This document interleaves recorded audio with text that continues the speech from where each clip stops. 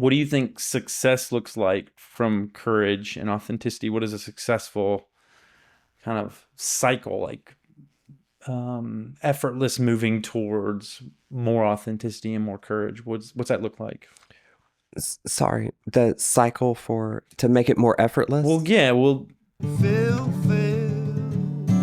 for you.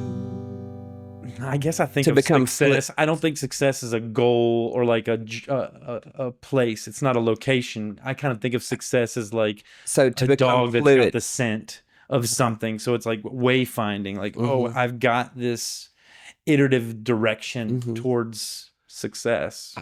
I think it's like, for example, if we use my transition as like a an explosion of authenticity, a nucleus of it. Hmm. There have been so many other things that have come out.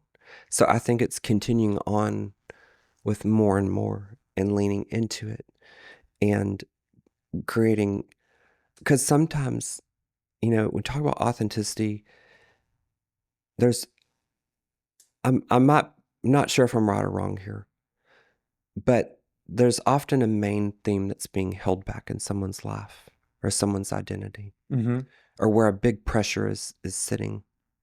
It could be with career. It could be learning a new skill. It could be an athlete who's trying to switch to a different sport. Um, Once you get that movement on that like main theme, it takes courage, ironically, to do that, but it also produces more courage, I think. And so with like my transition, I started to find a multitude of things that I kind of knew when I looked back on my life, that I was like, yes, I'm gonna do that. I'm gonna do that. I'm gonna do that. Not just about transitioning, you know, like um to, I mean, it could go with transition, but like talk about shame, like in sexuality and sexual expression, and that, well, if I can take the strides to um, you know, go from being a male presenting person to a woman, um, then I'm going to be proud about that.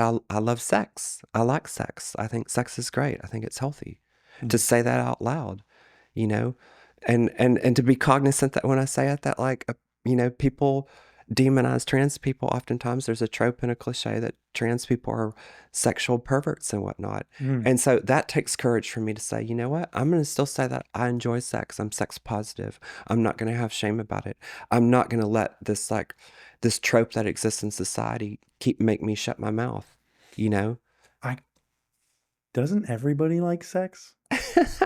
I mean, I think so, I mean, but to feel liberated to like it though is different. To like sex in a way where, or to maybe like a certain kind of sex, maybe a mhm. complete hetero man actually likes anal sex, Yeah. likes, and, To and be to be able to kink think, positive, yeah, to be accepting of all the different expressions of sexuality, including some that aren't common or aren't mhm, like that the norm. don't fit, yeah, into the script. And so, you know, just, and I didn't have tons of shame necessarily, but I was like, oh, no, I discovered along with transitioning that I'm sex positive. I discovered that I had to redefine my actual sexuality. I was like, oh, as a woman, I'm really into women. Oh, I'm gay. Like, I didn't know that. I didn't know that real clearly. I didn't Hmm. see myself that way. Yeah. 10 years ago. Um, Ironically, I always hit it off. I really got on well with lesbians, like when I was in my previous gender, I always had, I had good friendships with lesbians, which is funny kind of looking back. But other thing is like hedonism, not feel, and it, shame is attached to that too, or just being like, it's like, I enjoy partying. I really do. I truly do. I love connecting with people. I like being silly. I like being playful. I like dancing. I like having fun. I'm 47 years old and I party probably a lot more than most 47-year-olds. Hmm. And some people could look at me. I think my mom maybe sometimes thinks I'm kind of irresponsible, but I actually know how to party very responsibly, and I know how to handle my stuff, and I'm happy being somebody who enjoys partying and hedonism. Yeah. I have a little bit, and I wasn't like this. I didn't realize this. I have a little bit of like a raver girl like in me Yeah. that I get to enjoy. And otherwise, like going back to authenticity, somebody might have been my age and thought, that's not real age appropriate. I, I probably need to manage that, or maybe. What about when I was a kid, partying was sex, drugs, and rock and roll. Mm-hmm, And a part of my life has been addiction has been a part of it. mm-hmm, And it's been using drugs and alcohol as a distraction. mm-hmm. And it's something that's probably gotten in the way of my authenticity. Yeah. Drinking too much, smoking pot too much, all these things that I thought, well, I would use mental gymnastics to say, oh, these are helping me cope with my Mm-hmm, neurodivergence, or these are things that, and not really seeing that they were dulling my mm-hmm. shine. And I certainly think they can, absolutely think it can for some folks, and I think I've done that at times myself. I'm self-aware that sometimes I skirt between just enjoying a party and sometimes just coping, masking something, Yeah. right? And so yeah, definitely. I think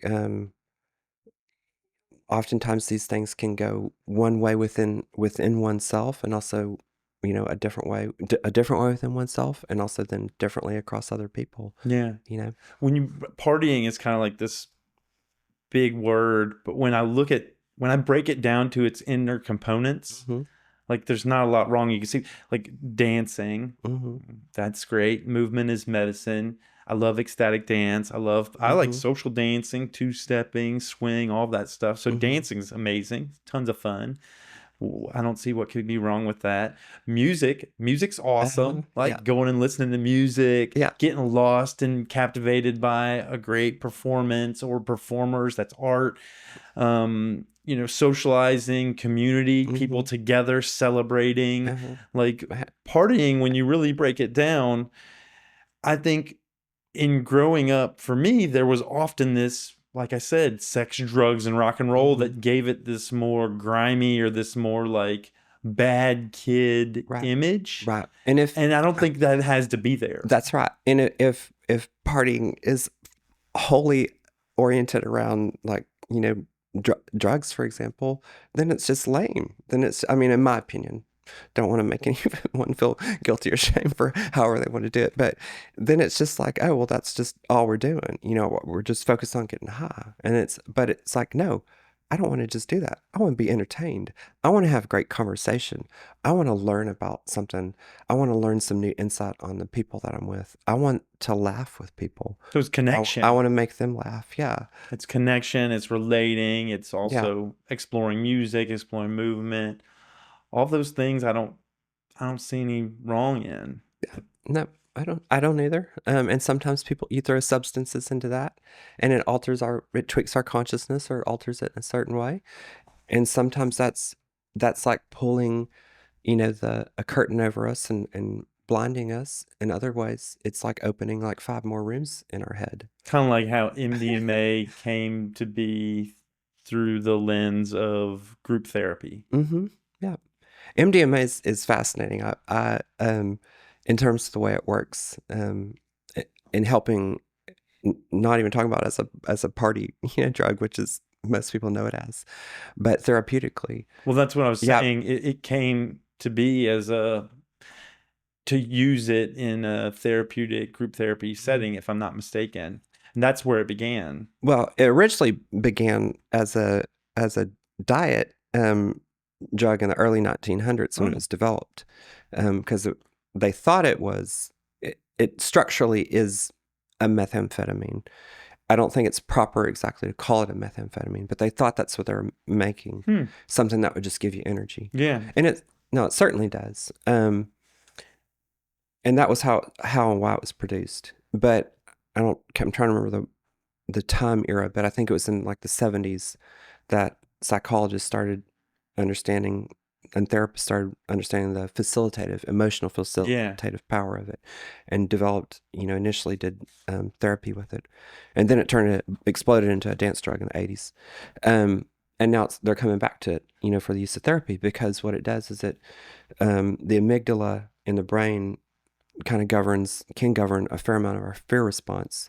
And I might be butchering this, so your viewers might be she's getting that completely wrong, but I believe it's in the amygdala. I'm using completely scientific words here. Yeah. It Amygdala. yeah it kind of chills out that response to that fear response, and so what it does is it helps release, like, retrain trauma, the Because you trauma, can recontextualize the experience because in a safe environment where you're because not your brain, being that area of your brain is not reacting or overreacting as to you're it. going through. So therefore, Yeah. we talk about courage. Actually, it kind of gives you a little bit of courage to reapproach. For example, a soldier who might have PTSD Mhm. might not want to ever talk about memories of, in a war zone. Yeah, But traumatic experiences. right, and keeps it bottled up. But on MDMA, they might be able to approach it and talk about it, right? And I think that's phenomenal. I think that's a really good and beautiful thing. Yeah, I support any way we can start to work with, address traumatic experiences. Mm-hmm. Yeah, I did a ketamine assisted psychotherapy because I've experienced I've a done lot of. I've done the same. Yeah, I was raised in a really traumatic. I had a really traumatic childhood. A lot of abuse, a lot of neglect, a lot of just. It just was not good. Yeah. And so I've used a lot of different frameworks, a lot of different practices to reflect on that and to kind of restructure my brain. And ketamine assisted psychotherapy was one of them. Yeah. And I've also stumbled into a lot of other psychedelic, Mm-hmm. As a hobbyist. Right. But also some with a lot of intentionality, some of Mm-hmm. them, and others with a lot of fun and Yeah. excitement and recreational exuberance. Yep. Yeah, and same. I've done very mindful and done very, mindless, Yeah. use and exploration of psychedelics. Yeah. Yeah.